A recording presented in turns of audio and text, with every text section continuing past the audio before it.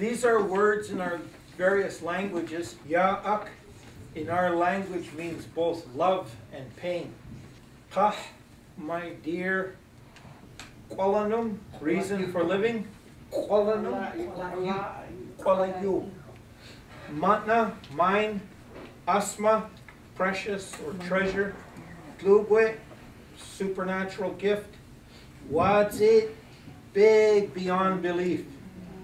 Na-nitsque, coming from grandparents. Kamo, my precious boy. Kakwig, I am a slave to you. Ashk, my precious relative. Ihmis, hugely important one. Ihmut, eternity. Those are words in our language which can be used as endearments. I'm Peggy Womack-Swanwick. I was born and raised in London, and I was very fortunate I didn't go to residential school. I spoke our language, and my mother taught me parenting from the time I was a little girl. She taught me what I was to do as a parent, and that's how I brought my children up. And they're all very well-adjusted children. I'm not saying they're angels, but they behave quite well. And she always said that you talk to your children from the time they're born. Even before the baby is born, you start looking after them. She used to make sure that we, especially when our sister was pregnant, she used to make us not make any fuss so that my sister would be calm, so that that baby will be well adjusted when it's born. She said the old people were like that, and they made them eat properly. They had to eat their food properly in proper manner. Everything was cared for, so the children were very important. And then she said when they were born, grandmother's first job was to go and welcome that baby, greet that child and tell that child how wealthy I've become now that you're here. And then grandmother would tell the children all the good things that it was going to be. And she said, you talk to your children. You think they don't understand, but they do. Even when they're little, you talk to them.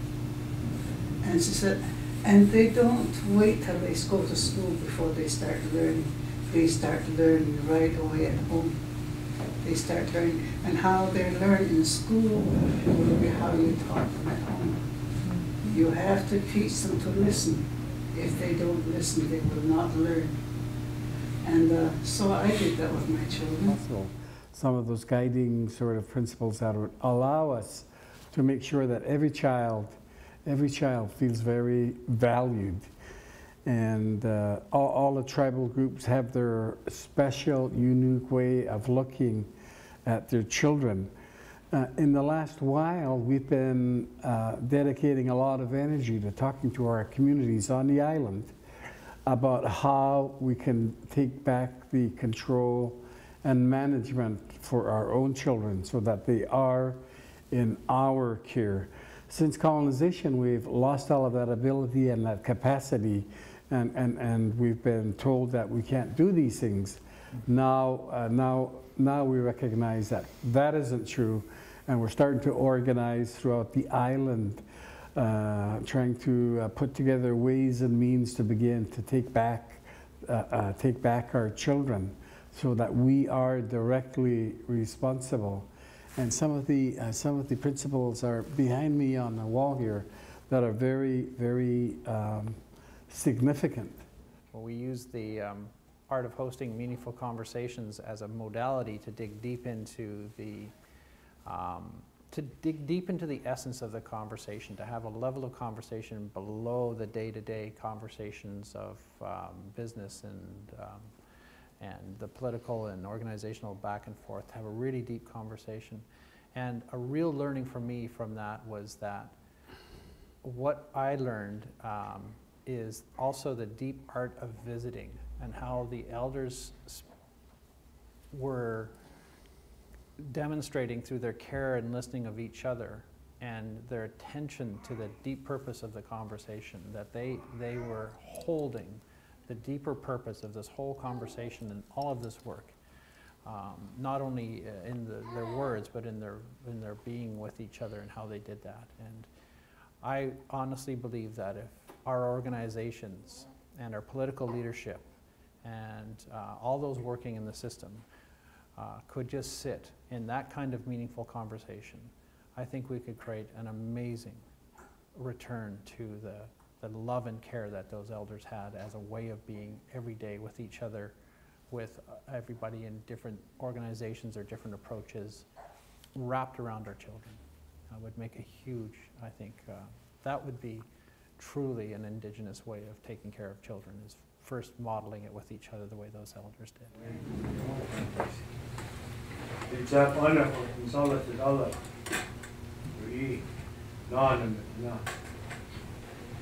stopped whatever you were doing in your own families, your own life, to come try and help with this issue. So I want to thank you. What more can I say except thank you that you're doing the same. You have the same worries and concerns. To bring it out in a way, find ways to bring it out. And we have to win this fight.